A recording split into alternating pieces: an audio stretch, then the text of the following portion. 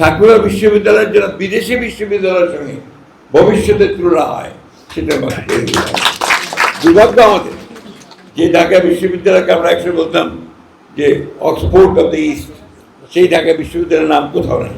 পৃথিবীর যে র্যাঙ্কিং আছে সে র্যাঙ্কিংয়ে কোথাও নেই।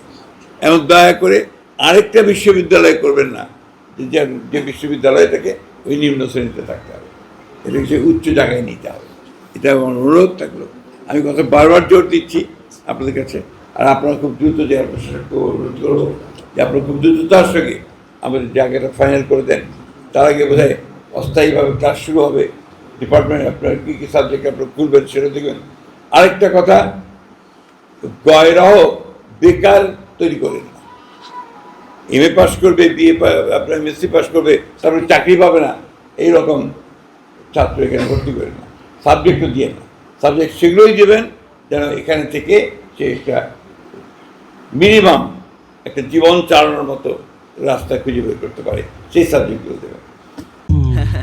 ঈদের খুশি হোক না আরো বেশি, আর খুশির আয়োজন মানেই চাষি সুগন্ধি চিনি গুঁড়া চাল।